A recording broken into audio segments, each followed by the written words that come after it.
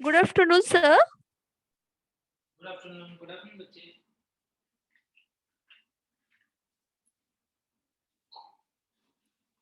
Good afternoon बच्चों। Good evening, sir. Good evening good evening.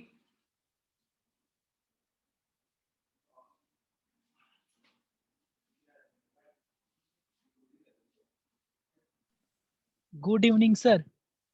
Good evening बच्चे। Nice dress, sir. Thank you so much. हाँ, nice dress, sir. White dress. The simplest one, peaceful.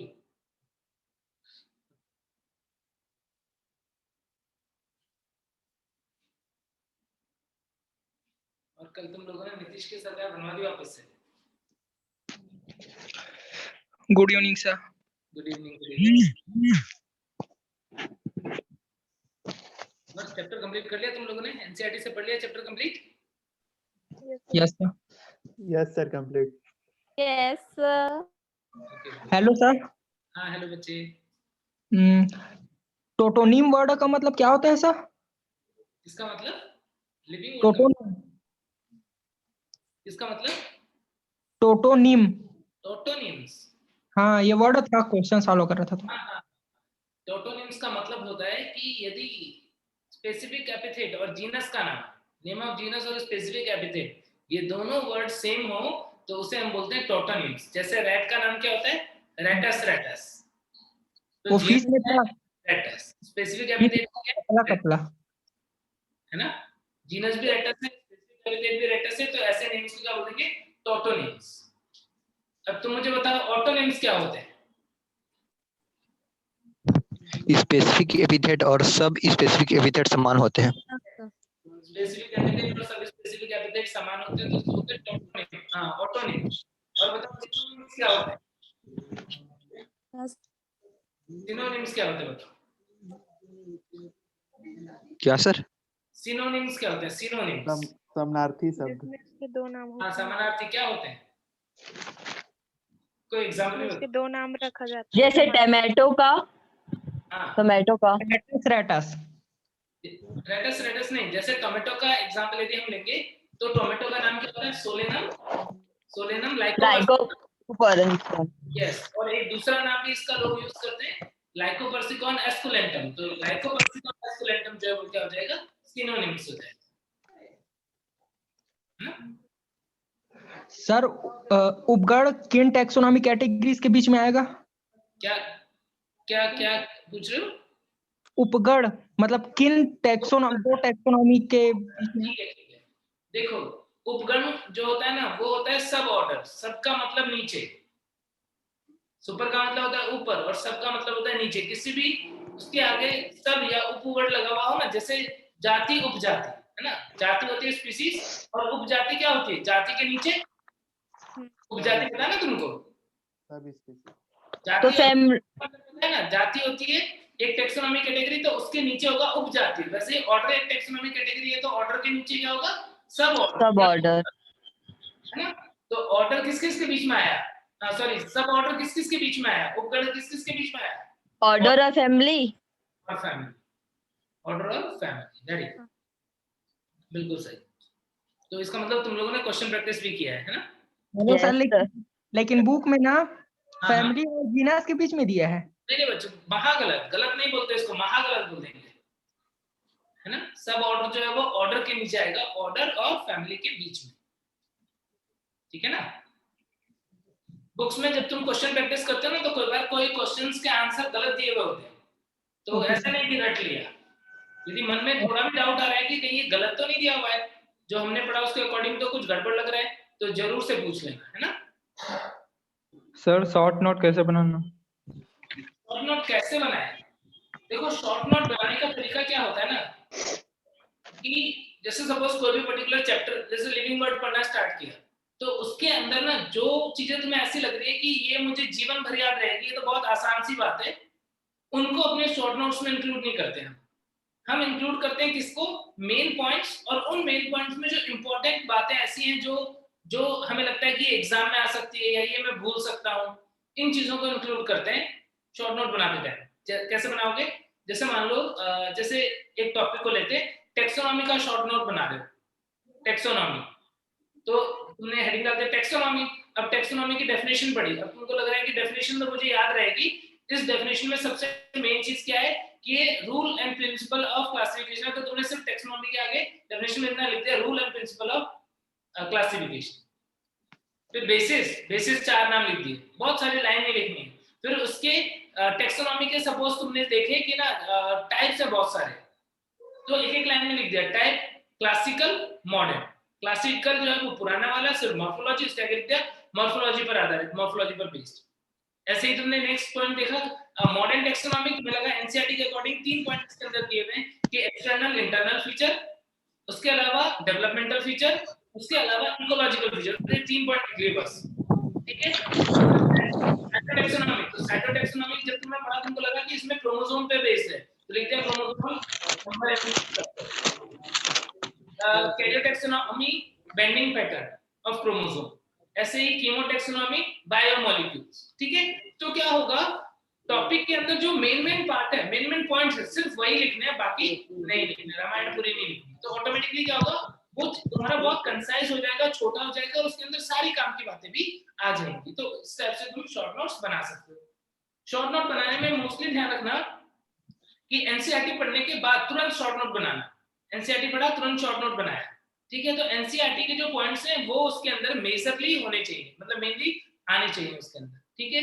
Extra point जो है वो जो तुम्हें काम के लगते हो, या और ऐसा एक शॉर्ट नोट बनके तैयार हो गया ना, अब क्या होगा, क्वेश्चन प्रैक्टिस कर रहे हैं कुछ चीजें, तो मान लो वहां पर तुम्हें कुछ नई बात पता पड़ी, तुम्हें लगा यार ये तो इंपॉर्टेंट है, 3-4 जगह क्वेश्चन आ गया, 3-4 जगह क्वेश्चन आ गया, मैं भूल रहा हूँ, तो तुमने क्या किया, सिर्फ उन पॉइंट्स को अपने शॉर्ट नोट में ऐड कर दिया कि इस टॉपिक में ये क्वेश्चन बार-बार आ रहा है, ये इंपॉर्टेंट पॉइंट है।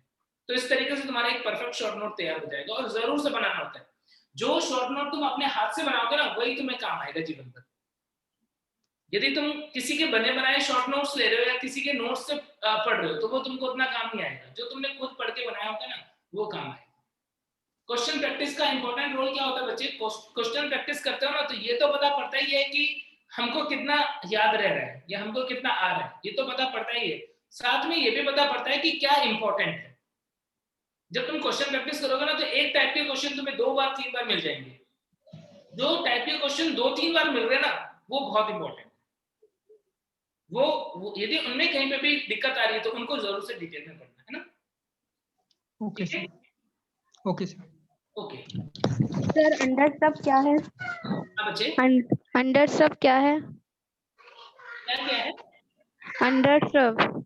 Under shrub? हाँ। श्रब जो होता है ना, श्रब का मतलब झाड़ी या शुभ बोलते हैं। तो 2 टाइप का है, जैसे एक तो एग्जांपल ले लो तुम, बेर या नींबू। नींबू देखा, नींबू का प्लांट देखा सबने? Yes sir. एक तो नींबू का प्लांट है और एक तुलसी जी का पेड़ है, तुलसी जी का प्लांट। अब दोनों के दोनों श्रब हैं, दोनों की हाइट कम है और दोनों के अंदर वुडी टिश्यू प्रेजेंट होता है। अब यदि मैं तुम्हें पूछूं कि बताओ इन दोनों में से कौन सा श्रब है, कौन सा अंडर श्रब है, तो श्रब बड़ा, उससे छोटा अंडर श्रब। श्रब के जो नीचे रहेगा वो अंडर श्रब। यानी नींबू जो है वो श्रब है, 6 फीट 7 फीट ऐसा हाइट का है वो, और तुलसी बहुत कम है, 2 फीट 3 फीट 4 फीट। तो जो बहुत छोटे साइज का होता है वो क्या होता है, वो अंडर श्रब होता है। समझ गए सर टेक्सॉन को समझाइए। टेक्सॉन को फिर समझा दूं क्या? हाँ सर। क्वेश्चन प्रैक्टिस के लिए प्रांजल अच्छी बुक मैंने सब पहले भी सजेस्ट की थी, जो एमटीजी की बुक आती है ना, एनसीईआरटी एट फिंगर टिप्स, वो करो, वो बुक अच्छी है ना। उसके अंदर रिलेवेंट क्वेश्चन भी है, कुछ एक्स्ट्रा क्वेश्चन भी है, बट उतना आना भी चाहिए, तो वो करो। उससे तुम्हारा ना एनसीईआरटी पे भी ग्रिप बढ़ेगा। सर टैक्सोनॉमी में अंतर बताइए ना। देखो टेक्सोनॉमी तो ब्रांच है बायोलॉजी की। टेक्सोनॉमी के अंदर तो हम वो सारी चीजें स्टडी करते हैं जो हम ऑर्गेनिज्म की स्टडी के लिए जो भी मेथड्स हैं वो सब, ठीक है। पर्टिकुलरली टैक्सॉन की बात करते हैं, टैक्सॉन सिंगुलर है, तो टैक्सॉन जो है वो यूनिट ऑफ क्लासिफिकेशन है, यूनिट ऑफ क्लासिफिकेशन या unit of taxonomy. Unit of classification या यूनिट ऑफ टैक्सोनॉमी क्या है, टैक्सॉन। टैक्सॉन का मतलब क्या होता है? अब यूनिट क्या होगी? यूनिट होगी ऑर्गेनिज्म का ग्रुप, जीवों का समूह। अब जीवों का समूह किस बेसिस पे? उसके क्राइटेरिया तो अलग अलग हो सकते हैं। स्पीसीज में एक साथ जीवों को रखने का क्राइटेरिया अलग हो सकता है, किसी जीनस में जीवों को रखने का क्राइटेरिया अलग हो सकता है, फैमिली का अलग हो सकता है, क्लास का अलग हो सकता है। तो जो भी क्राइटेरिया होगा उन क्राइटेरिया के अकॉर्डिंग जो एक जैसे जीवों का समूह बनेगा उसे हम बोलेंगे टेक्सॉन। यानी टेक्सॉन को सबसे सिंपल तरीके से क्या बोलेंगे कि tax on is group of similar organism, यानी एक जैसे जीवों का समूह जो है उसे हम टेक्सॉन बोलते हैं। अब एक जैसे जीवों का समूह तो कुछ भी हो सकता है, जैसे जैसे ह्यूमन एक जैसे जीवों का समूह हो सकता है, या टमाटर टोमेटो एक जैसे जीवों का समूह हो गया, ठीक है, तो वो अपने आप में एक टेक्सॉन है। ह्यूमन एक टेक्सॉन है, टमाटर टोमेटो एक टेक्सॉन है। यदि ऐसे ही मैं किसी और लेवल पे बात करूं कि वो सारे जीव जिनके अंदर मेमोरी ग्लैंड प्रेजेंट होती है, वो सारे जीव जिसके अंदर मेमोरी ग्लैंड प्रेजेंट होती है, क्राइटेरिया ले लिया उसका समूह भी क्या होगा, एक टेक्सॉन। क्या बोलते हैं उन जीवों को जिनके अंदर मेमोरी ग्लैंड प्रेजेंट होते हैं? मेमेलिया। तो मेमेलिया अपने आप में एक टेक्सॉन हो जाएगा। तो टेक्सॉन जो है वो डिफरेंट टेक्सोनॉमिक कैटेगरी में जो एक जैसे जीवों के समूह होते हैं उन्हें हम टेक्सॉन बोलते हैं। Tax on is group of organism present in a particular taxonomic category. ये तो डेफिनेशन हुई कि एक जैसे जीवों का समूह जो किसी टेक्सोनॉमिक कैटेगरी में रखा जाता है उसे हम टेक्सॉन कहते हैं। प्रैक्टिकली समझने के लिए क्या होता है, प्रैक्टिकली समझने के लिए होता है कि ये जो किंगडम, फाइलम या division, class, order, family, genus, species, ये सारे के सारे क्या है, टेक्सोनॉमिक कैटेगरी है। इन टेक्सोनॉमिक कैटेगरी के आगे जो भी पॉसिबल नाम है, जो भी नाम तुम्हारे दिमाग में आ सकते हैं, वो सारे के सारे टेक्सॉन है या टेक्सा है। क्या नाम आ सकता है, कुछ भी आ सकता है। जैसे किंगडम में आ सकता है मोलेरा, तो मोलेरा अपने आप में एक टेक्सॉन होगा। इसके आगे आ सकता है प्रोटिस्टा एक टेक्सॉन हो सकता है। एनिमेलिया, हाँ, इसके अंदर आ सकता है सपोज फंजाई, प्लांटी, एनिमेलिया। तो ये सब क्या है, ये सब अपने आप में एक टेक्सॉन है। 3 अलग-अलग टेक्सॉन है जो एक ही कैटेगरी के मेंबर है। मैंने यहाँ पे जो लिखा, ऐसे फाइलम में भी बहुत सारे नाम आ सकते हैं। कोई फाइलम हो सकता है पॉलीफेरा, कोई फाइलम हो सकता है सिलेंट्रेटा, कोई ऑर्थोपोडा। तो ये क्या है, ये अपने आप में टेक्सॉन है और सबको मिला के टेक्सा बोल देंगे। एक होता है टेक्सॉन, बहुवचन होता है टेक्सा। क्लास के अंदर हो सकता है मोनोकॉट, तो मोनोकॉट अपने आप में टेक्सॉन होगा। डाइकॉट हो सकता है, मेमेलिया हो सकता है, प्राइमेटा हो सकता है, प्राइमेटा ऑर्डर में हो सकता है। तो ये अपने आप में क्या होगा, टेक्सॉन। तो ये सारे नाम जो तुम देखते हो ऐसे जो क्लासिफिकेशन में इनके आगे लिखे होते हैं वो अपने आप में एक टेक्सॉन होते हैं। समझ गए क्या? यस सर, क्लियर हो गई बात एकदम? Yes sir. ठीक है सर, हाँ बच्चे। International code of viral nomenclature में क्या आता है? वायरस के नेम, जो वायरस है ना उनके नाम लिखने के जो रूल होंगे वो ICVM में आएगा, international code for viral nomenclature.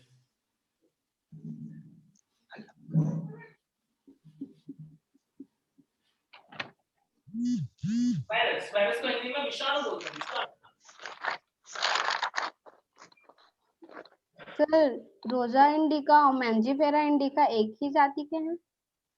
मेंजिफेरा indica और रोजा इंडिका बताए थे आप। नहीं एक ही जाति नहीं बच्चे, अलग अलग जाति है दोनों। कहाँ एक आम और कहाँ एक गुलाब, दो अलग अलग जाति है ना। इंडिका एक ही है ना सर? हाँ, मैंने ये बताया था कि इंडिका जाति का नाम नहीं है। यदि इंडिका जाति का नाम होता तो दोनों एक ही जाति हो जाती। तो जाति का नाम क्या होता है, जाति का नाम दोनों वर्ड को मिला के होता है, यानी जीनस का नेम और स्पेसिफिक एपिथेट दोनों को जब हम मिला के बोलेंगे तो जाति का नाम होगा। मेंजिफेरा इंडिका एक जाति है, रोजा इंडिका एक जाति है। और इंडिका की बात करें तो इंडिका तो सिर्फ क्या है, इंडिका तो एक स्पेसिफिक एपिथेट है, स्पेसिफिक एपिथेट, जाति उपनाम।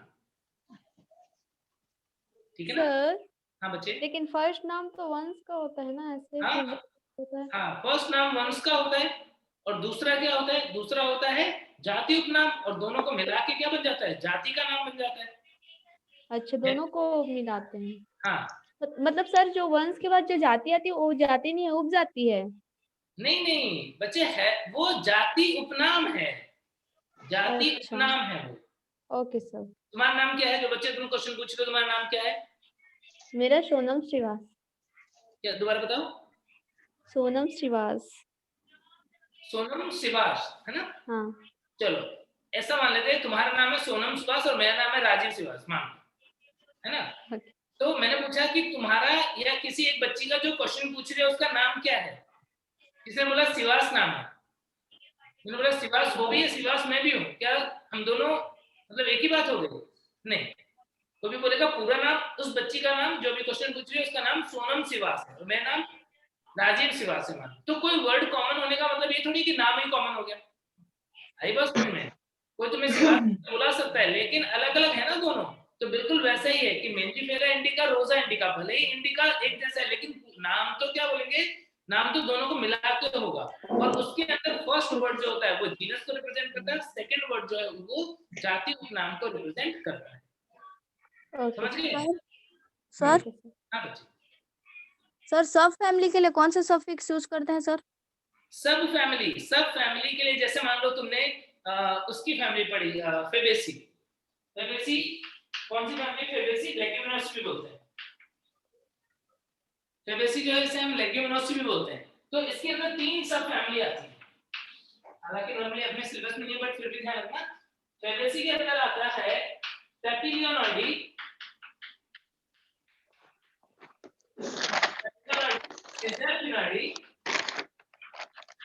Zerpinoidy and Mimoside। ये 3 सब फैमिली है। तो फैमिली क्या? फेबेसी। और सब फैमिली ये 3 सब फैमिली।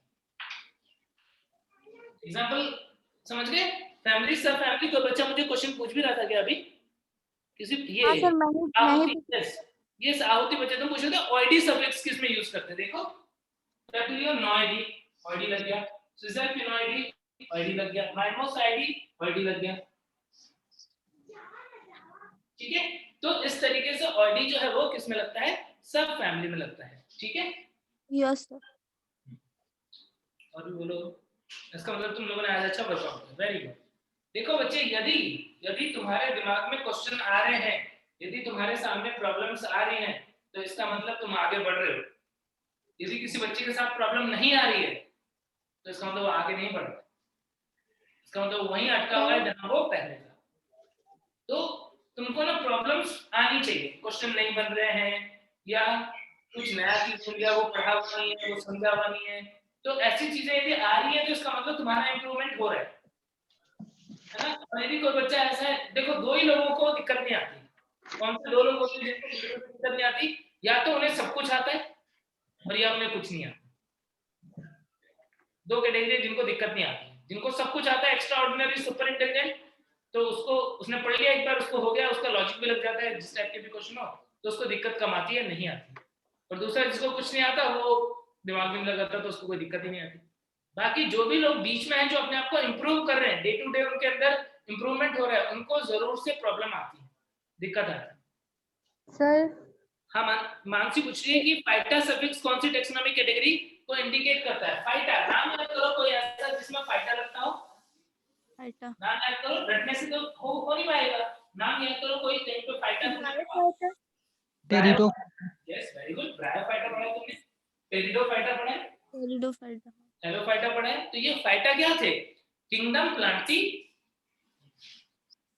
किंगडम प्लांटी के अंदर क्या आते हैं? किंगडम प्लांटी के अंदर आते हैं division, Thallophyta, bryophyta, pteridophyta, gymnosperm, angiosperm. तो फाइटा कहां पर आए? फाइटा आ गए प्लांट में। हाँ, डिवीजन के अंदर।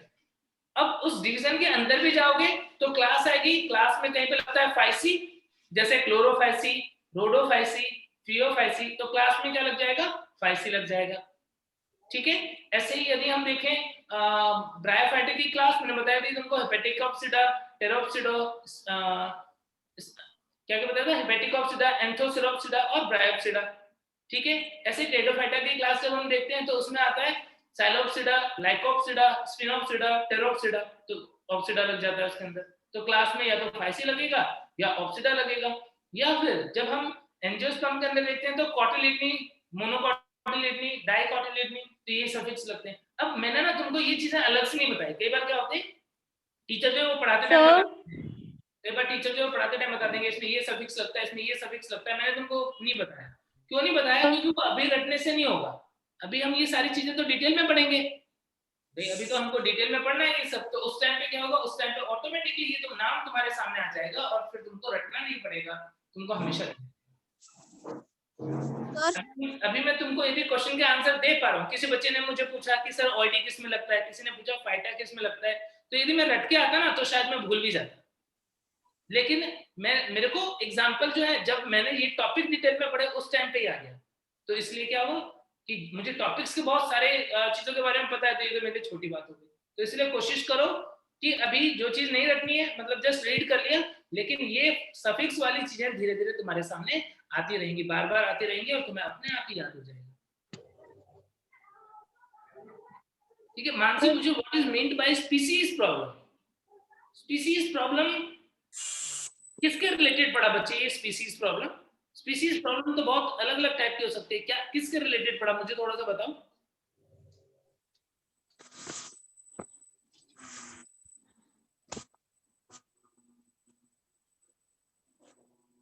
एक साइट में मिला था स्पीसीज प्रॉब्लम।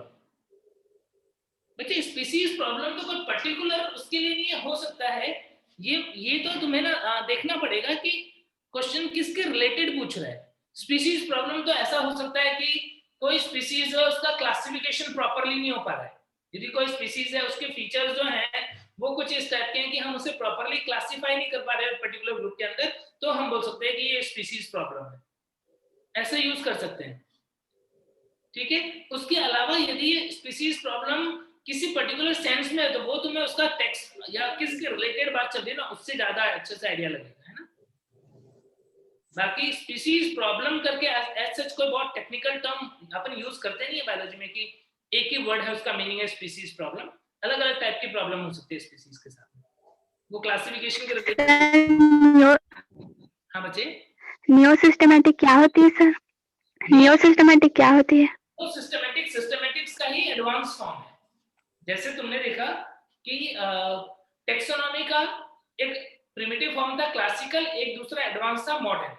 बिल्कुल वैसे ही सिस्टमैटिक्स में भी जब एडवांसमेंट हुआ, ज्यादा से ज्यादा ब्रांचेस जो है उनको यूज करके क्लासिफिकेशन करने लगे, तो उसके लिए जूलियन हक्सले ने एक टर्म दे दिया, नाम दिया था नियो सिस्टमैटिक। नियो का मतलब होता है न्यू, न्यू का मतलब होता है न्यू, तो वो क्या था, न्यू सिस्टमैटिक था, एडवांस सिस्टमैटिक्स था, इसलिए उसको बोलते थे नियो सिस्टमैटिक्स।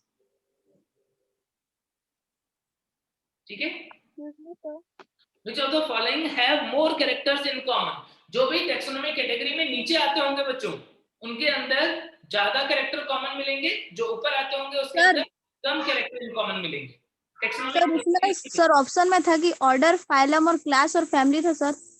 इस क्वेश्चन का जो ऑप्शन था वो बोल रहे हो which of the following have more common character वाला? हाँ सर। इसमें देखो टैक्सोनॉमी कैटेगरी में सबसे नीचे वाला ऑप्शन कौन सा दिया हुआ है? सर नीचे वालों में तो स्पीसीज और जीनस नहीं दिया है सर, बस ऑर्डर, फाइलम, क्लास और जो दिया है ना उसमें से सबसे नीचे वाला चूज कर लो ना। जो 4 ऑप्शन दिए उसमें सबसे नीचे कौन है उन चारों में? फैमिली। फैमिली है ना, तो फैमिली आंसर हो जाएगा। लेकिन सर उसमें तो मतलब आंसर देखिए तो फाइलम था सर, इसीलिए कंफ्यूजन हो नहीं गया। नहीं नहीं, फैलम तो बिल्कुल नहीं होगा, फिर महा गलत हो वापस से। जो नीचे होगा उसमें मोर कैरेक्टर्स इन कॉमन होंगे, जो ऊपर ऊपर होगा उसके अंदर लेस कैरेक्टर इन कॉमन होंगे। Yes sir. ठीक है, रजनी बोल रही है सर क्लास स्टार्ट करें अब? बच्चे क्लास स्टार्ट ही है। आज की क्लास जो है उसमें अपने को चैप्टर कंप्लीट करना है और आपके जो भी डाउट्स हैं वो सारे डाउट्स ले लेने, और 12th का चैप्टर जो है वो फर्स्ट चैप्टर स्टार्ट करना है। तो कोई दिक्कत नहीं है, पहले डाउट लेना है तो जो बच्चे पूछ रहे पूछ लो बेझिझक, फिर उसके बाद में हम स्टार्ट कर देंगे। आज का सेशन डाउट सेशन है। हाँ, आज मैंने तुमको बोला था ना कि पहले पूरा पढ़ के आ जाना, जो भी डाउट्स होंगे वो सारे पूछ लेना। चैप्टर को कंप्लीट करने में 10 मिनट लगेगा, वो कर लेंगे और फिर हम 12th क्लास। सर हाँ सर हाँ, सर फर्स्ट फाइलोजेनिक क्लासिफिकेशन किसने दिया था सर? फर्स्ट फाइलोजेनेटिक क्लासिफिकेशन आइकलर और एंडरलाइकर ने दिया था। क्या उसी को टिक लगाना है। ऑप्शन में मैंने तुम्हें उस टाइम पे बोला था, यदि तुमको ध्यान हो, मैंने बोला था कि ना एंगुलर पेंटल यदि दिया हो तो उन्होंने सबसे पहला फाइलोजेनेटिक क्लासिफिकेशन दिया था, किसने? एंगुलर प्रेंटल ने। लेकिन नॉर्मली ऑप्शन में एंगुलर प्रेंटल नहीं दिया जाता है क्योंकि उनका क्लासिफिकेशन बहुत ही पुअर था, बहुत ही खराब टाइप का क्लासिफिकेशन था। तो आंसर क्या दिया हुआ होता है मोस्टली? एंगुलर, आइकलर और एंडोलाइकर, है ना? हो रहा है क्वेश्चन कि नहीं हो रहा है? सर हाँ बच्चे, सर मैंने वो क्वेश्चन का आंसर गूगल में भी सर्च किया था सर, उसमें फाइलम बता रहे तो। फाइलम हाँ नहीं, सर। कैसे हो सकता है? तुम बताओ कैसे हो सकता है? एक फाइलम के अंदर, मान लो एक फाइलम की बात कर लेते हैं हम, कॉर्डेटा। एक फाइलम है कॉर्डेटा, ठीक है? और एक फैमिली है होमिनिडी। एक फाइलम है कॉर्डेटा और एक फैमिली है होमिनिडी। तो कॉर्डेटा के जितने भी मेंबर है उस ग्रुप में समानताएं ज्यादा होंगी या होमिनिडी के मेंबर जो है उनमें समानताएं ज्यादा होंगी? बताओ। Hominidae. Hominidae, family. Hominidae, yes sir. है ना? एक बार वापस से गूगल करना, सही से सर्च करना, 2-3 ऑप्शन पढ़ना, 2-3 आंसर होंगे यदि तो पढ़ना। हो सकता है कहीं पे कोई गलत आंसर दे दिया हो। Yes sir. तुमको लॉजिकली समझ में आ रहा है ना? रटना पड़ रहा है क्या बच्चे? मान लो ये मोर कैरेक्टर इन कॉमन वाला क्वेश्चन पूछा, तो इसमें तुम्हें लॉजिकली समझ में आ रहा है क्या कि इसमें जो तो फैमिली होगा सर, मैं फैमिली को टिक लगाई थी, जब फिर आंसर देखी तो उसमें फाइलम था, तो इसीलिए। कोई बात नहीं है, देखो लॉजिकली जो सही लगे वो आंसर टिक करना, आंसर नहीं मैच करे जरूर से सर्च करना, ठीक है? लेकिन हमेशा लॉजिक पे जाना। बहुत से बच्चे क्या कर लेते हैं ना, रट लेते हैं। बहुत से बच्चे ना, यही क्वेश्चन आया ना, रट लिया, आंसर रट लिया कि ये क्वेश्चन आएगा तो फाइलम कर देना। अब एग्जाम में बाय चांस क्वेश्चन आ भी गया, फाइलम टिक कर दिया, बाद में रो रहे हैं अरे आंसर तो गलत हो गया, ठीक है? तो नेट पे ना बहुत सारी चीजें, कुछ ऑथेंटिक कुछ अनऑथेंटिक दी हुई होती है, तो वहां पर अपना लॉजिक जरूर से साथ में रखें, जो आंसर लॉजिकली सही लग रहा है उसे फॉलो करें, है ना? और हाँ बच्चे, हार्मोनियम में पौधे की हाइट नहीं दी रहती ना, मतलब नहीं लिखी जाती। किसमें? हर्बेरियम शीट में? हाँ सर, हाँ, हाइट नहीं लिखते हैं। क्वेश्चन आया था सर कि हार्बेरियम शीट में मतलब क्या इंफॉर्मेशन नहीं होती है करके, तो पौधे की हाइट आया था आंसर। हाँ, हाइट नहीं होती है, सही बात है। हमने पढ़ा था ना लास्ट लेक्चर में, जो भी लेबलिंग करते याद है? यहाँ पर मैंने लिखा था लाइन से, date and place of collection, name of collector, English name, local name of the plant, botanical name of the plant and family of the plant. ये इंफॉर्मेशन रहती है, इसमें हमने हाइट का इंफॉर्मेशन नहीं लिखा, है ना? कविता बच्ची पूछ रही है कि सर कैरियो टैक्सोनॉमी समझाइए। देखो बच्ची, कैरियो टैक्सोनॉमी क्या होता है? टैक्सोनॉमी की वो ब्रांच जिसमें हम किसी ऑर्गेनिज्म को क्लासिफाई करते हैं, किस बेसिस पे? मेनली क्रोमोसोमल बैंडिंग पैटर्न की बेसिस पे। क्या देखते हैं हम? क्रोमोसोमल बैंडिंग पैटर्न देखते हैं और उस बेसिस पे हम ऑर्गेनिज्म को क्लासिफाई कर देते हैं, ठीक है ना?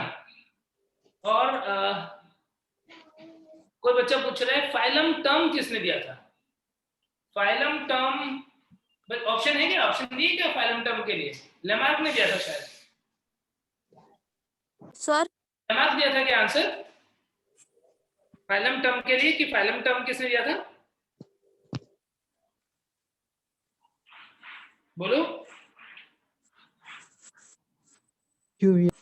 सर ऑप्शन दिया था सर। फाइलम टर्म जो है वो मुझे लग रहा है हिकल ने दिया था। हाँ सर। हिकल है ना? ऑप्शन क्या क्या थे सर? क्यूवियर, हेकल और थियोफेरेटस और लीनियर। हिकल होगा, हिकल। सर लेकिन आपने क्यूवियर दिया है। सर क्यूवियर दिया है क्या? एक बार ना देख के बताऊंगा, एक बार ऐसा होगा तो नेट पे देख के बताऊंगा। वैसे मुझे जहां तक ध्यान आ रहा है कि फाइलम टर्म जो है वो उन्होंने दिया था, हिकल ने दिया था। एक बार नेट पे सर्च करना तुम लोग भी, क्या दिया है सर? होलोटाइप और एसोटाइप क्या क्या है सर? होलोटाइप और एसोटाइप वगैरह जो ना वो टाइप स्पेसिमेंस होते हैं। टाइप स्पेसिमेंस क्या होते हैं बच्चों? जैसे मैं बात करता हूँ कि हर्बेरियम शीट बना रहे, तो सबसे पहले जिस साइंटिस्ट ने हर्बेरियम शीट बनाया, सारी स्टडी की और फिर उसका नाम लिखा, उसका क्लासिफिकेशन लिखा, तो वो स्पेसिमेन जो होता है उसे हम बोलते हैं टाइप स्पेसिमेन, ठीक है? और ये टाइप स्पेसिमेन जो होता है बच्चों, ध्यान देना, आप जो बात बता रहा हूँ, ये जो टाइप स्पेसिमेन की बात करें, ये डिफरेंट टाइप के होते हैं। जो सबसे पहला टाइप स्पेसिमेन बना होगा वो होता है holotype. Holotype is the first type specimen stated by author, जिस भी ऑथर ने उसका नाम लिखा है वो होता है टाइप स्पेसिमेन, ठीक है ना? दूसरा, यदि हम उसमें भी क्या करते हैं कि यदि एक साइंटिस्ट ने सपोज एक बना दिया, दूसरे साइंटिस्ट ने बिल्कुल उसी प्लांट से सेम दूसरा हर्बेरियम शीट भी बना दिया, तो उस केस में हम टर्म यूज करते हैं आइसोटाइप। होलोटाइप और आइसोटाइप में डिफरेंस, होलोटाइप और उसका ही बिल्कुल कॉपी जो होगा उसको हम क्या बोल देंगे, आइसोटाइप बोल देंगे। तो इस तरीके से आइसोटाइप बना देते हैं। ठीक है, यदि मान लो वो प्लांट डिस्ट्रॉय हो गया, अब वो प्लांट डिस्ट्रॉय हो गया, उसकी जगह किसी दूसरे प्लांट से हर्बेरियम शीट बनाना पड़ गया नया टाइप का, तो उसे बोल देते हैं नियोटाइप। एक बार क्या होता है, एक स्पेसिमेन से सारी इंफॉर्मेशन हम नहीं बता पाते, तो हमें उस प्लांट के डिफरेंट पार्ट को लेकर के 2-3 टाइप स्पेसिमेन बनाने पड़ जाते हैं, तो उस केस में हम सबको बोलते हैं सिन टाइप। तो ये बहुत सारे टाइप स्पेसिमेंस हैं। पहले ये चीजें जो है वो सिलेबस में रहती थी, मतलब बच्चों को पढ़ाते थे, लेकिन नहीं पूछा जाता है, बहुत सालों से देख लिया नहीं पूछा जाता है, इसीलिए टाइप स्पेसिमेन जो है उसके बारे में डिटेल में जाने की जरूरत भी नहीं है, और क्वेश्चन और याद भी नहीं रहता है। यदि मैं सारे टाइप स्पेसिमेन तुमको लिखवा भी दूंगा ना, तो भी तुम एग्जाम में कंफ्यूज हो जाओगे, और ना आता भी नहीं है, तो कोई मतलब नहीं है उसका। बस ये ध्यान रख लो, होलोटाइप पहला है। बच्चों को आइसोटाइप में दिक्कत है, आइसो का मतलब क्या होता है, आइसोमर्स पढ़े तुमने, आइसोमेरिज्म वगैरह पढ़ा, आइसो का मतलब क्या होता है, एक जैसा, तो होलोटाइप का ही सेम सेम होता है। कॉपी होगा, उससे हम क्या बोल देंगे, आइसोटाइप बोल देंगे। ऐसे ध्यान रखो, ठीक है। भव्या ने क्वेश्चन पूछा, वो क्वेश्चन देख लेता हूं। भव्या ने पूछा है मुझे कि which of the following promote diversity among living things. कौन है जो लिविंग थिंग्स में डाइवर्सिटी जो उसको प्रमोट कर रहा है? क्लासिफिकेशन ऑफ द ऑर्गेनिज्म नहीं, ये तो प्रमोट तो नहीं कर रहा है, ये तो जस्ट बता रहा है हमको। Natural selection of in different environment, ये बिल्कुल सही है। Inheritance from common ancestor, variation जो है वो आने के लिए ज्यादा सही जो है वो नेचुरल सिलेक्शन होना चाहिए। होम्योस्टैटिक रेगुलेशन नहीं, तो इसका आंसर क्या होना चाहिए, सेकंड होना चाहिए। डाइवर्सिटी जो है वो सबसे ज्यादा किस चीज पे डिपेंड कर रहा है? डाइवर्सिटी डिपेंड कर रहा है जो नेचुरल सिलेक्शन है, डिफरेंट एनवायरनमेंट के अकॉर्डिंग ऑर्गेनिज्म जो है वो अपने आप को एडप्ट करते गए, थोड़े थोड़े चेंजेस आते गए, और उनकी वजह से क्या हुआ, उनकी वजह से वेरिएशन या डिफरेंट स्पीसीज बन गए। ये इवोल्यूशन में आप पढ़ते हो ना, डार्विन का थियरी जो है, नेचुरल सिलेक्शन इवोल्यूशन के लिए रिस्पांसिबल है, तो वो आंसर हो जाएगा। ठीक है, हेलो सर, होमोनिम्स और होमोनिम्स का मतलब क्या होता है? किसका किसका? होमियोस्टेसिस, साइनोनिम्स और होमोनिम्स। सिनोनिम्स मैंने बताया, यदि एक ही ऑर्गेनिज्म है उसका एक से ज्यादा नाम दिया हुआ है, एक से ज्यादा नाम दिया हुआ है, तो उसे हम सिनोनिम्स बोल देते हैं। प्लीज माइक म्यूट कर लीजिए आप लोग, अब बच्चे माइक में आवाजें आ रही है। तो और होमोनिम्स एक ही ऑर्गेनिज्म जो है उसका एक से ज्यादा नाम दिया हुआ होगा, जैसे हमने टोमेटो का पढ़ा है, तो उसे हम सिनोनिम्स बोल देते हैं। और होमोनिम होमोनिम्स का मतलब तो एक जैसा ही नाम होगा, कोई दो ऑर्गेनिज्म का एक जैसा नाम हो जाए तो होमोनिम्स, लेकिन उनको वैलिड नहीं होगा, फिर एक नाम को चेंज करना पड़ेगा, एक नाम को चेंज करना। देन प्रतिमा पूछ रही है फाइलोजेनेटिक क्लासिफिकेशन क्या है? बच्चों, फाइलोजेनेटिक क्लासिफिकेशन का मतलब होता है ऐसा क्लासिफिकेशन जिसमें हम क्या करते हैं, जिसमें हम इवोल्यूशनरी पैटर्न को भी ध्यान रखते हैं। इवोल्यूशनरी पैटर्न जो है उसको भी ध्यान रखेंगे हम। ठीक है, ऐसे नाम को ऐसे क्लासिफिकेशन को फाइलोजेनेटिक बोलते हैं। फाइलोजेनेटिक में हम क्या क्या चीजें ध्यान रख रहे हैं बच्चों? फाइलोजेनेटिक क्लासिफिकेशन के अंदर सारे के सारे फीचर्स तो देखेंगे ही, साथ में इवोल्यूशनरी पैटर्न को भी ध्यान रखेंगे, उसे हम फाइलोजेनेटिक क्लासिफिकेशन बोलते हैं। हिंदी में बोलते हैं जातीय वृत्तीय क्लासिफिकेशन, कि ऑर्गेनिज्म इवॉल्व कैसे हुआ। जो पहले आया धरती पे उसका नंबर पहले आएगा, जो बाद में आया धरती पे उसका नंबर बाद में आएगा। सर हाँ बच्चे, सर जीनस की तुलना में कम समानता रखता है, मैं आंसर क्या बोलते हैं, फैमिली आना चाहिए ना। ऊपर वाला हम समानता पूछे ना, ऊपर वाला। तो सर आंसर जाति दे रहा है, रीजन में भी आंसर जाति बता रहा है प्रीवियस ईयर के एमपीजी में। बताओ क्या क्या क्या बोल रहा है, एक्सप्लेनेशन क्या दे रहा है? बहुत लंबा चौड़ा है पूरा सा, पढ़ूं क्या? तुमने उसको पढ़ा होगा ना, तुमको क्या उसका कंक्लूजन लगा वो बता दो।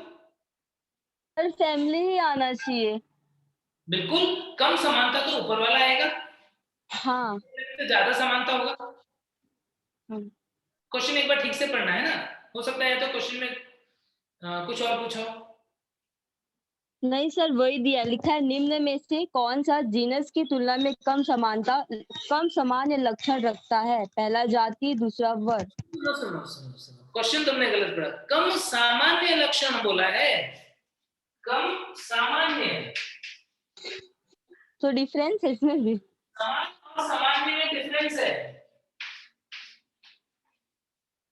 सामान्य का मतलब क्या होता है? जनरल। सामान्य का मतलब होता है जनरल, समान, कॉमन। बोला है कि कौन कम सामान्य लक्षण रखता है। कम सामान्य लक्षण का मतलब क्या होता है? बहुत ही स्पेसिफिक लक्षण होना।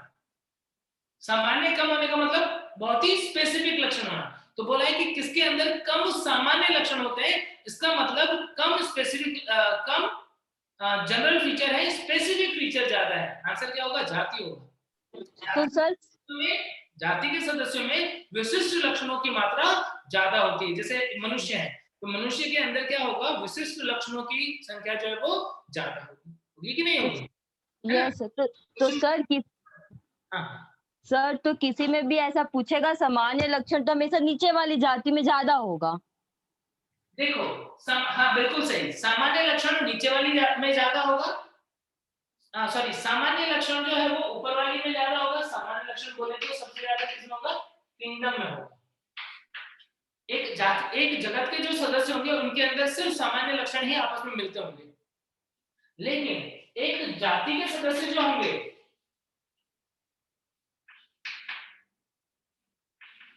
एक जाति के सदस्य जो होंगे उसमें सामान्य लक्षण तो कम होंगे, बट विशिष्ट लक्षण या स्पेसिफिक फीचर्स जो होंगे वो क्या होंगे? वो ज्यादा होंगे। एक जाति के सदस्यों में सबसे अधिक संख्या में विशिष्ट लक्षण होते हैं, ठीक है? हाँ गया। सबसे अधिक संख्या में जो समान होंगे वो कैसे लक्षण होंगे? वो सामान्य लक्षण होंगे। समझ गए?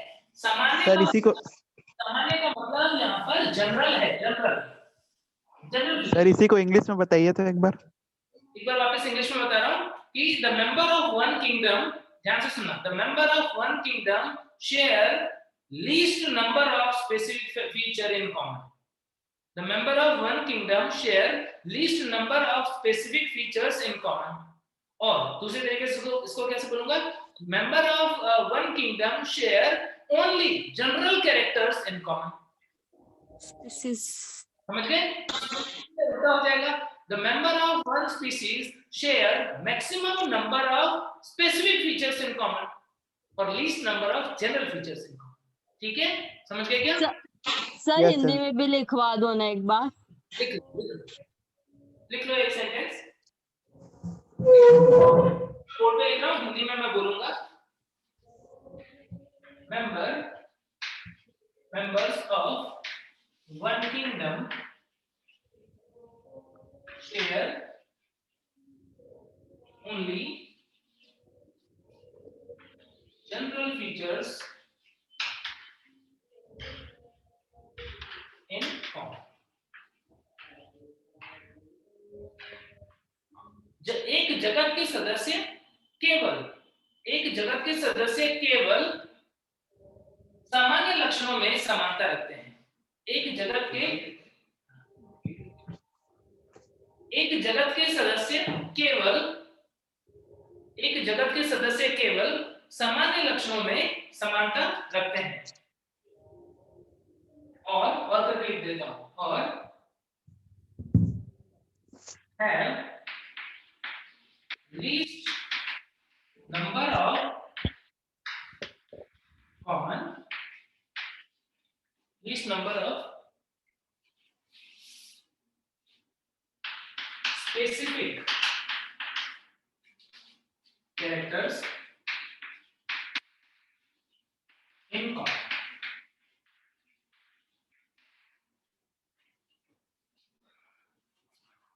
अथवा करके लिख देना, इनमें न्यूनतम विशिष्ट लक्षणों की समानता होती है। न्यूनतम विशिष्ट लक्षणों की समानता होती है। बच्चों चैट में ना पहले से सारे क्वेश्चन डाल के मत रखो, जैसे मेरा एक पॉइंट कंप्लीट हो जाएगा ना तब क्वेश्चन डालना, क्योंकि मैं अभी तुमको कुछ भी चीज समझा रहा हूं ना तो मैं चैट नहीं पढ़ पा रहा हूं उस टाइम पे, है ना? तो चैट में ना जब जैसे लगे ना कि एक क्वेश्चन कंप्लीट हो गया, सर एक बार और बोलिए ना। दोबारा से बोल रहा हूं हिंदी में, एक जगत के सदस्यों में केवल सामान्य लक्षणों की समानता होती है या न्यूनतम विशिष्ट लक्षणों की समानता होती है? न्यूनतम विशिष्ट लक्षणों की समानता होती है। Hello sir. Hello sir. हाँ हाँ, हाँ, द्विविखंडन बताइए सर। द्विविखंडन अभी बताऊंगा बच्चों, अभी रिप्रोडक्शन वाला चैप्टर पढ़ाऊंगा, मतलब वापस से बहुत डिटेल में बताऊंगा। Yes sir. ये क्वेश्चन पूछा हुआ है, सही लिखे हुए पादप अथवा जंतु के नाम चुने। होमोसेपियंस, पैंथेरा टिग्रिस, पैसन सेटागम, मेंजिफेरा इंडिका। इसमें ना वो रूल्स ध्यान रखो, फर्स्ट वर्ड कैपिटल होना चाहिए और बाकी सारे स्मॉल होने चाहिए, और यदि लिखा हुआ है फॉन्ट देखना इटैलिक्स में कौन सा है, उसके अकॉर्डिंग आंसर करना होगा, है ना। तो अभी जो तुमने लिखा है ना, उसमें मुझे सिर्फ होमोसेपियंस ही दिख रहा है, क्योंकि बाकी सब में क्या है, जीनस का फर्स्ट नाम जो है ना वो छोटे लेटर से स्टार्ट हो रहा है, इसीलिए, है ना। जाति के लिए लिख लोगे अभी सेंटेंस, जाति के लिए क्या होगा, member of one species share, क्या बोलेंगे, शेयर लीस्ट, यहां पर आ जाएगा least general features in common और maximum number of specific feature in common. जाति के लिए क्या हो जाएगा, जाति के अंदर अधिकतम संख्या में विशिष्ट लक्षणों की समानता होती है। members of one species share maximum common specific feature। एक जाति के सदस्यों में सर्वाधिक संख्या में समान विशिष्ट लक्षण पाए जाते हैं। सर्वाधिक संख्या में समान विशिष्ट लक्षण पाए जाते हैं। एक जाति के सदस्यों में सर्वाधिक संख्या में समान विशिष्ट लक्षण पाए जाते हैं। एक क्वेश्चन पूछा है बच्चों भव्या ने, nothing lives forever yet life continues, what does it means? Ahuti ने आंसर दे दिया, रिप्रोडक्शन, बिल्कुल सही बात है। क्या होता है, ऑर्गेनिज्म की डेथ तो हो जाती है, लेकिन लाइफ जो है वो कंटिन्यू रहता है। रिप्रोडक्शन के थ्रू क्या होता है, अगले से अगले जनरेशन में सूचनाएं, इंफॉर्मेशन जो होती है वो पहुंचती जाती है, किसके हेल्प से? सर डीपीपी इसका कोई भी ऑर्गेनिज्म जो है वो, चाहे हम प्रेजेंट के ऑर्गेनिज्म की बात करें या पास्ट के या फ्यूचर के, यदि मान लो हम पास्ट, प्रेजेंट या फ्यूचर के किसी भी ऑर्गेनिज्म को आपस में कंपेयर करें तो उनमें किस चीज की समानता होगी? उनके अंदर जेनेटिक मटेरियल की समानता होगी। डीएनए ही जेनेटिक मटेरियल होगा जो कहीं ना कहीं पास्ट से प्रेजेंट में आया और प्रेजेंट से डीपीपी मिलेगा इसका? हाँ, हिंदी में बताऊंगा। हिंदी में यह है कि नहीं, डीपीपी मिलेगा इसका? क्या मिल जाएगा? डीपीपी मिलेगा? डीपीपी बच्चों इसके जो भी मींस जो भी तुम्हारे मटेरियल है, स्टडी मटेरियल, वो सब तो मुझे लग रहा है कि तुम्हारे ऐप पे ऑलरेडी अवेलेबल है। जो भी मतलब क्वेश्चंस हैं या थियरी वगैरह है या जो भी नोट्स वगैरह हैं वो अवेलेबल है। और डीपीपी मुझे मतलब आइडिया नहीं है एग्जैक्टली तुमको किस तरीके से क्या मिलने वाला है, बट तुम लोग जरूर से, मैंने बताया अभी MTJ NCERT finger tips book ले लो और उस बुक को सॉल्व करना स्टार्ट करो। अच्छा, वो तो है। हाँ, तो वही तुम्हारा डीपीपी का काम भी कर जाएगा। अच्छा, उसी को सॉल्व करना है? उसी को सॉल्व करना। क्या बुक बोले सर? एमटीजी। हाँ ठीक है सर। ठीक है ना? ठीक है बच्चों, nothing lives forever but life continues का मतलब यही है कि एक दिन आप, मैं, हम सब लोग इस दुनिया में नहीं रहेंगे, लेकिन क्या, हमारे बच्चे रहेंगे, फिर उनके बच्चे रहेंगे, फिर उनके बच्चे रहेंगे। लाइफ कंटिन्यू रहेगा किसके थ्रू?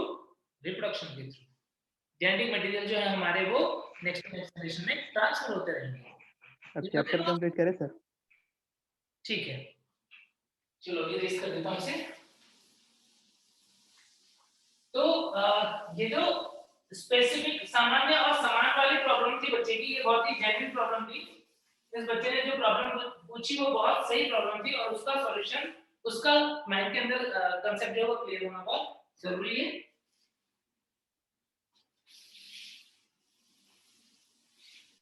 और कुछ पूछना है क्या?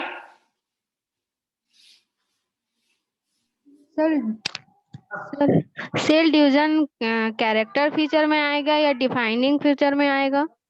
ICBN was revised in 1975. 1961 में पहली बार हुआ था, फिर 1975 में दूसरी बार फिर हुआ था। तो मुझे लग रहा है 1975 होगा इसका आंसर। क्या दिया हुआ है आंसर की में? क्या दिया हुआ है? 1975 होगा सर। हाँ, 2 बार हुआ है, क्योंकि पहले 1961 में, फिर रिवाइज होकर के 1975। क्या दिया हुआ है? 1961। अच्छा, फर्स्ट रिवाइज, हाँ सही बात है, 1961 सही है। फर्स्ट रिवाइज पूछा है, 2 बार रिवाइज हुआ है, तो फर्स्ट कौन सा होगा? 1961। ठीक है। इस क्वेश्चन में पूछा है कि ICBN वाज फर्स्ट रिवाइज्ड इन, मैंने क्या बताया? 2 बार रिवाइज हुआ है, एक बार 1961 में और दूसरी बार 1975 में, तो फर्स्ट क्या होगा? 1961 होगा। बिल्कुल सही दिया हुआ है। सर एक और क्वेश्चन था। अच्छा, अब देखो ये, अब मेरी एक बात सुनो, कि यहाँ पर क्या है कि कुछ क्वेश्चंस जो हैं वो तुमको बिल्कुल अजीब मिल रहे हैं। आकाश कुमार और हर जगह 1975 लिखा है। बच्चे मैंने तुमको पूरी बात बता दी। देखो मैं तुमको ना, मैं देखो, पहली बात क्या है पता है? मैं ना रट के पढ़ाता ही नहीं, मेरे को रटा हुआ कुछ याद नहीं रहता। मैं तुम्हारे जैसा ही हूं। मैं जब खुद भी तैयारी करता था तब भी मैं तुम्हारे जैसा ही था, मेरे को ना रटी हुई चीजें याद नहीं रहती। मैंने पढ़ी हुई है सब कुछ, लेकिन मैंने रटा हुआ नहीं है उनको। रटने पे भी तो मुझे ना स्टोरी पता होती है, मुझे चीजों के पीछे ना जो पूरी कहानी है ना वो पता होती है, उसके अकॉर्डिंग मैं क्वेश्चन को अप्लाई करता हूँ और देखता हूँ क्या आंसर आता है। और नीट के अंदर क्या होता है? नीट के अंदर ना ऐसे कुछ क्वेश्चन है जो नहीं पूछे जाने, दूर दूर तक भी नहीं पूछे जाने। कौन से? जैसे ये ICBN कब रिवाइज हुआ, पहली बार कब हुआ, दूसरी बार कब हुआ, या फिर कि ये पर्टिकुलर टर्म जो है वो किस साइंटिस्ट ने दिया, ये भी क्वेश्चन नीट में नहीं आएगा। ये पहले कभी आता था पुराने जमाने में, जब हम लोग एग्जाम देते थे ना, उस टाइम पे आती थी ये सारी चीजें, इसलिए मैंने उस टाइम पे ये सारी चीजें पढ़ी हुई हैं। तो ऐसे क्वेश्चन तुम्हें जब भी मिलेंगे तो क्या करना? इन क्वेश्चंस के बारे में पढ़ लेना, आंसर देख लेना, दिक्कत है मुझे पूछ लेना, और ना बहुत ज्यादा लोड मत लेना। मतलब ये मत सोचना कि ऐसे सब क्वेश्चंस को क्या करें, कुछ नहीं करना, एक बार पढ़ लेना है और जाने देना है, क्योंकि ये तुम्हारे नीट में नहीं आएगा। ठीक है, इसके बारे में बहुत ज्यादा रिसर्च करने की जरूरत नहीं है। थोड़ा बहुत पढ़ लो, जान लो, बट बहुत ज्यादा रिसर्च करने की जरूरत नहीं है ना? तो ICBN वाले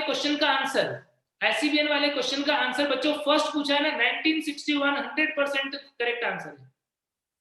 यदि फर्स्ट पूछा है ना, फर्स्ट कब रिवाइज हुआ, तो 1961 बिल्कुल परफेक्ट आंसर है। यदि पूछा होता कि सेकेंड टाइम कब रिवाइज हुआ, तो फिर क्या आंसर होता 1975।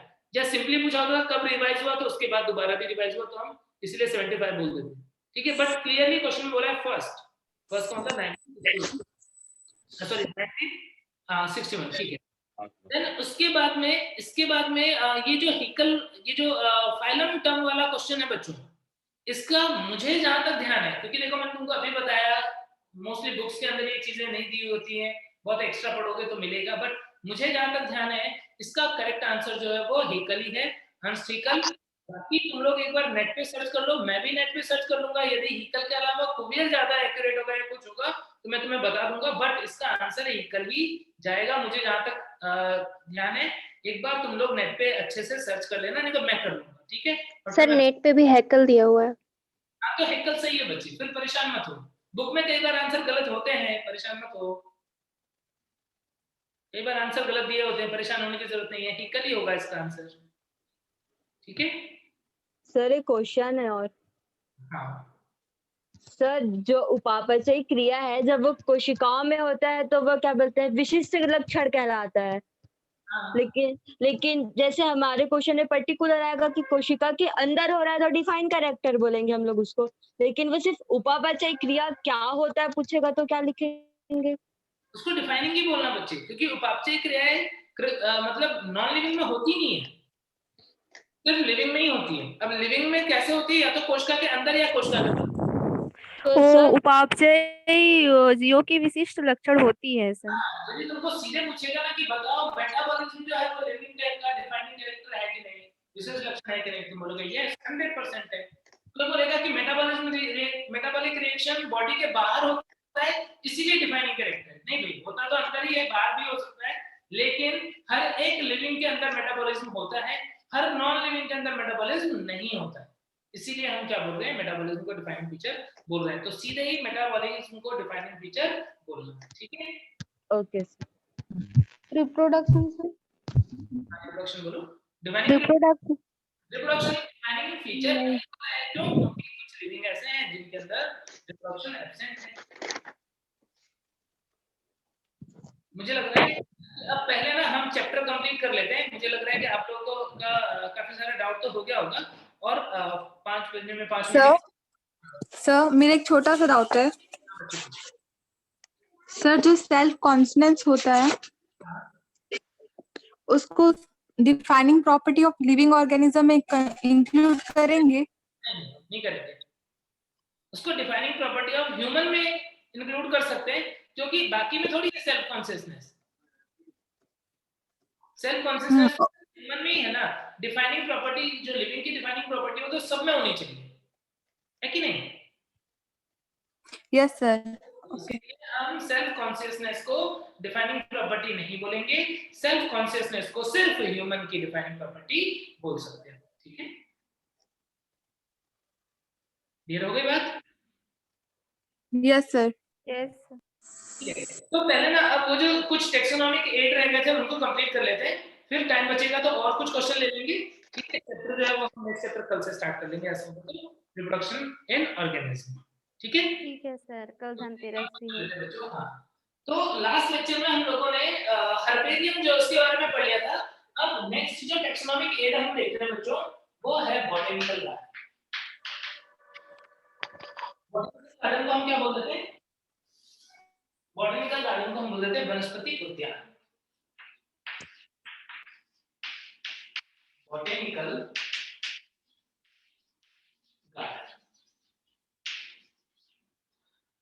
बॉटनिकल गार्डन एक ऐसी जगह है जहां पर लिविंग प्लांट्स को उगाया जाता है। अलग अलग टाइप के डिफरेंट प्लांट्स हैं, उन्हें उगाया जाता है। किस पर्पस के लिए? स्टडी के लिए, एजुकेशन के लिए। कई बार जो ब्रीडिंग एक्सपेरिमेंट, साइंटिफिक एक्सपेरिमेंट है वो भी वहां पर करवाए जा सकते हैं। और लोगों को क्या होता है, बाकी जिन लोगों को टेक्सोनॉमी में इंटरेस्ट है वो लोग के लिए टेक्सोनॉमिक इंपॉर्टेंस, और जिनको वहां पर घूमना है, इधर उधर टाइम पास करना है, उन लोगों के लिए क्या हो जाएगा, उन लोगों के लिए एस्थेटिकल इंपॉर्टेंस हो गया, उनको देखने में अच्छा लग रहा है, वहां पे घूमने में मजा आ रहा है। तो ये सारे फंक्शन सर्व करता है कौन? Botanical garden. यानी हम बोल सकते हैं कि it is a place where many different types of plants are grown। ऐसा स्थान जहां पर बहुत सारे अलग अलग प्रकार के, विभिन्न प्रकार के पादपों को उगाया जाता है। ठीक है, ये जो पादप होते हैं इनके ऊपर कई बार गए हो कभी तो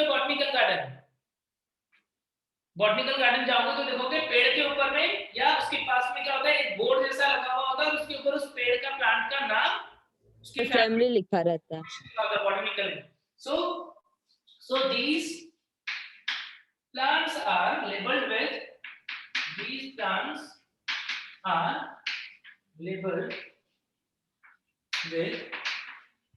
their botanical name। इनके ऊपर उनका बॉटनिकल नेम जो है वो भी लिखा हुआ होता है। कॉमन नेम और बॉटनिकल नेम जो है वो लिखा हुआ होता है ताकि टेक्सोनॉमी में हेल्प हो जाए। क्या क्या इसका फंक्शन है?